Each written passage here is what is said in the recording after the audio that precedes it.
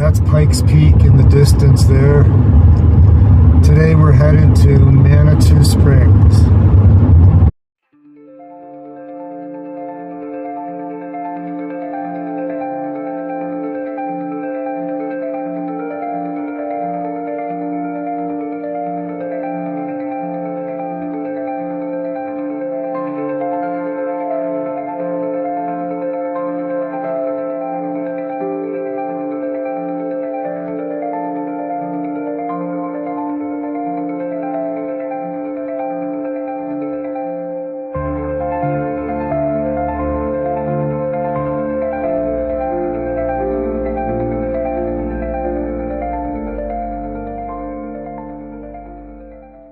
You see those condos there? Those 6 in a row? We live right below that.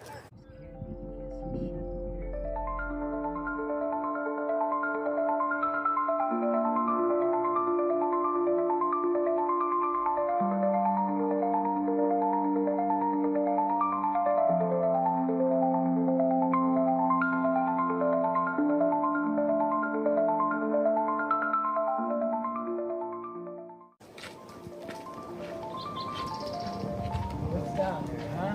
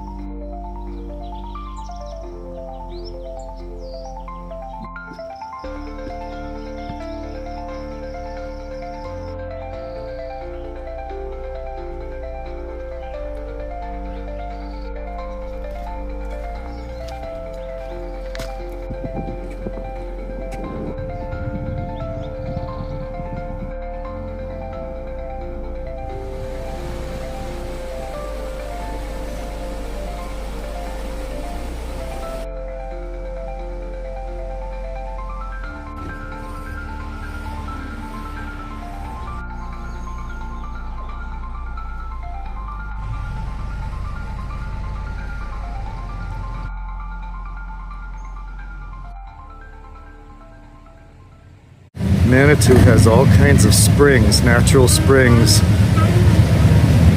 with fountains. Some of the water is bubbly.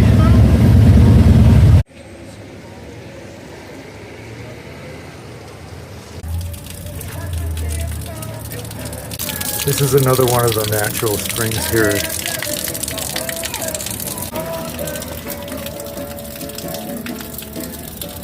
This is the locomotive for the cog railway that went up that Manitou incline right there. Look how steep that is. And people hike up that every day. It was called a cog or rack railway. And it climbed a 25% grade to the top of Manitou and Pikes Peak. It was built in 1891.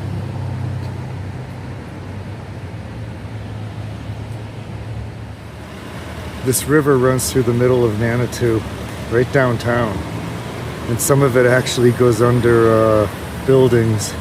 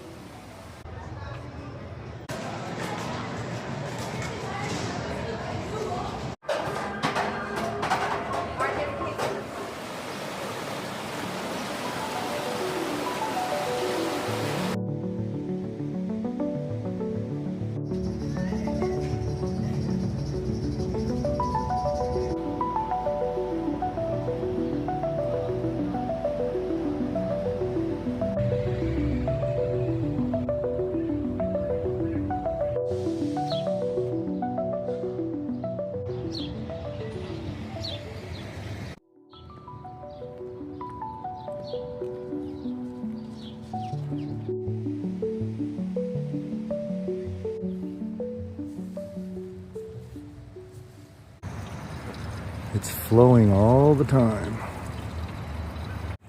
Let's get some fresh water.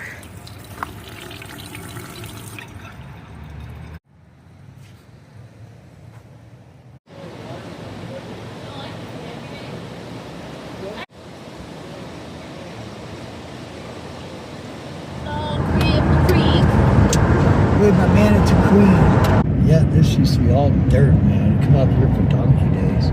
You see, that's where the Wild West, my brother's brewery was, that sign hanging off right there. You see at the Wild West? Yeah, there were like 10,000 people that lost their home. Everything was destroyed. There wasn't anything left standing. Through one fire? Yep. 1899. Something like that. We'll have to go through town and see what it says on the top of the buildings, whatever year that was. Okay, so it was 1896. Do you see that? Oh, yeah. Yeah. That's when the town burnt down and they rebuilt it.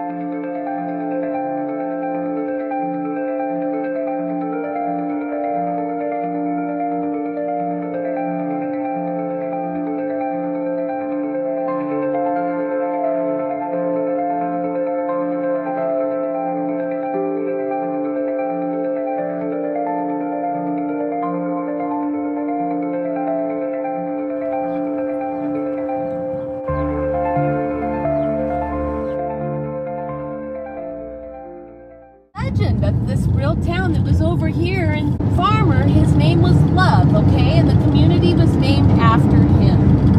And there was a little railroad that went through here, and it was mostly dairy farms, okay? Well, what happened one day is that the farmer, Mr. Love, he noticed how great his dairy was doing because his cows were guzzling out of this spring that was right along Beaver Creek. And the water was so sweeter, it was sweeter than Tupelo honey, as they say. Well, they noticed that after they started drinking all this water, that the men in the town became especially feisty. You know what I mean? Boys had a lot of giddy up in the bedroom. And so anyways, they also noticed that in the town of Love, after drinking from the waters of love, that all the men started getting really hairy. Hair was growing everywhere. There was an old man here named Mr. Beard. He had a beard that went all the way down to his feet. He's the one that first noticed the magical powers of love. And so he heard that the King of Spain had 7 dazzling daughters, but really was hungry for a male heir. So Mr. Beard sent him a case of the magical waters of love. And 9 months later, the Queen of Spain gave birth to a bouncing baby boy, and they sent Mr. Beard a nice ham, a smoked ham, and a bottle of sherry. Yep, it's a true story, my friends. Well, guess what happened? Sadly, all good things must come to an end, right? Mr. Beard, actually, he was down at the dairy farm with Mr. Love, right? And one day they got drunk on the waters of love. They were just worshiping, like I said, like they were at the shrine of Bacchus. They were swimming naked in the waters of love. And they were like heathens, right? And Chief Longspear came along and he was pissed off. And he said, "That's it. I'm not letting you people." Oh, and they were letting the cows roll around in the water. The dairy cows were getting drunk on all the water. Yeah, everybody was getting horny. Everybody was humping everybody and everything, right? And so the Chief Longspear said, "That's it, I've had enough." So he put a curse on the waters of love. When they went back to drink out of the waters of love, they were nasty. It tasted like, blech, you know, gross. It curdled the milk in the dairy cows too. Instead of their milk being creamy and sweet, it tasted like buttermilk, even worse. It was like soured buttermilk, right? So all the people of love were so sad. They weren't horny anymore either, all the people of love. And they were all sad, and they were pleading to Chief Longspear, "Please, please help us. We're so sad. What should we do?" Oh, and also the people in love started disappearing. They were vaporizing, turned into vapor. I actually found newspaper articles about it. Really? Yep, not Kenya. Wow. Yep. That was that town back there. Yeah, that's all gone now. Now I say all that's left of the town of love is its romantic name and crazy history. Oh, That's great. that's fucking.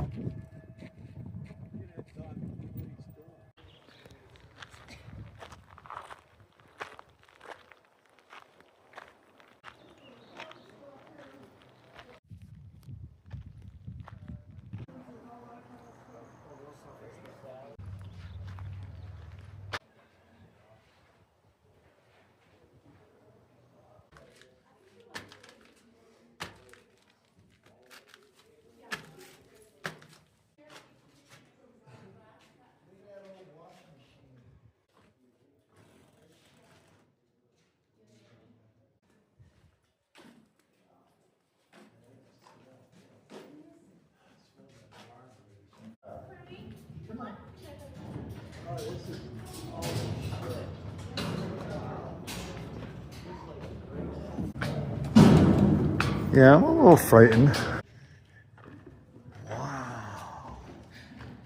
This is about as far as I'll go. I don't want to go any higher than this. Yeah.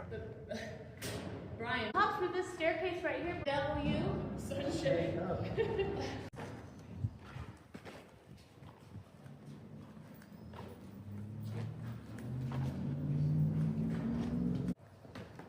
wonder how much money it cost him.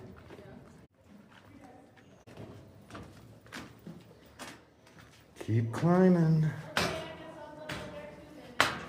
I'm going to attempt to make it to the top. Okay, come on. Let's go this way. Come on. I think I'm going to go. Are you going to come down? I'm not feeling real comfortable. Okay. You know, it's Yeah, I like, think I'll come back down too. are you? Yeah, Annie doesn't really like walking on these. I don't blame her.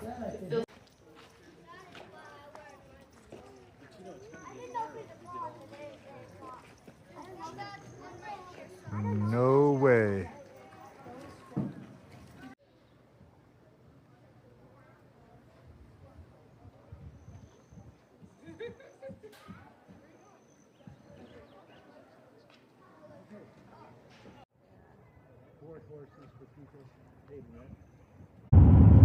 I'm just arriving at the Great Sand Dunes, the national park outside of Alamosa, Colorado.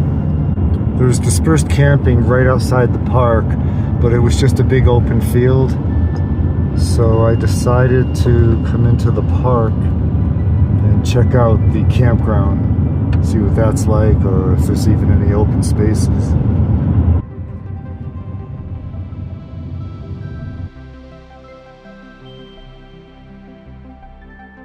My friends decided to get a cabin, so I mooch docked in their driveway. It was too hot to go out to the sand dunes during the day, so we went in the evening instead, and then we left the next morning.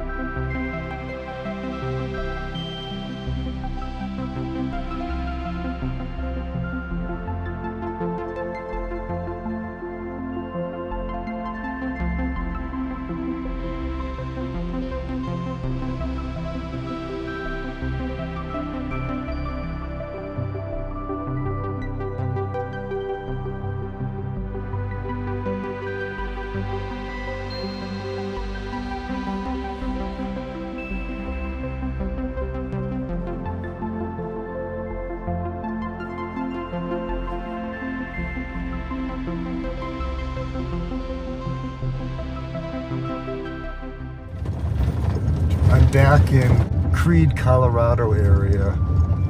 We're staying up on this mountain here.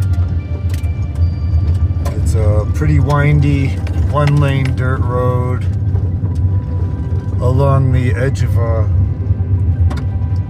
drop-off, so no railings. I've got to be really careful here. But it's about 15 miles up this mountain, and we've been going and going. I lost them. They're ahead of me somewhere. Mountain meadows with flowers. They waited for me.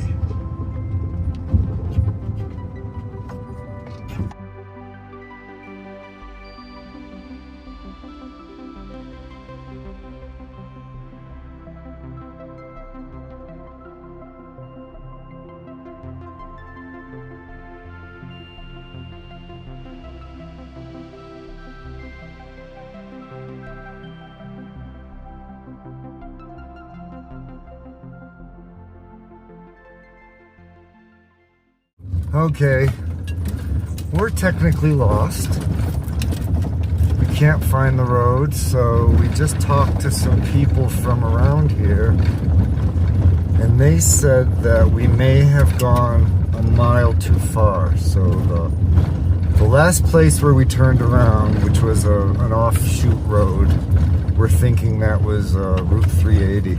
A Forest Service road, I mean, 380. Okay, I'm back on the main road. We're gonna go down the mountain just a little bit and check out that other turnoff.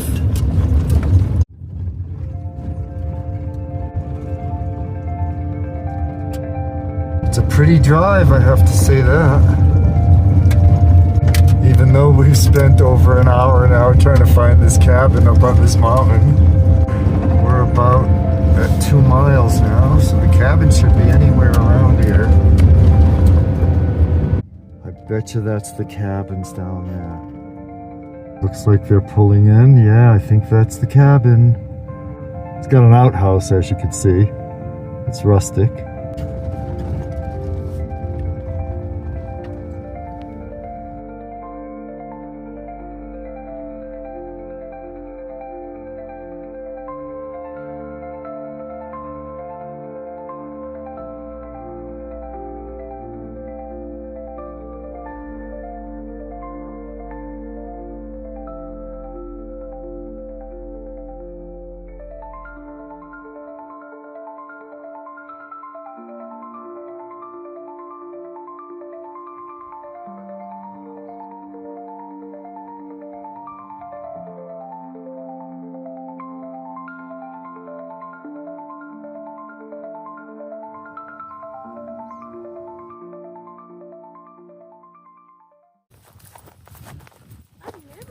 Snow!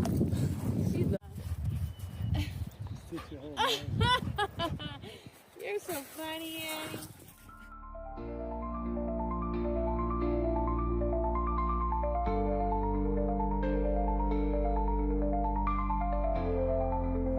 It was time to say goodbye to my friends and continue my journey north to Wyoming.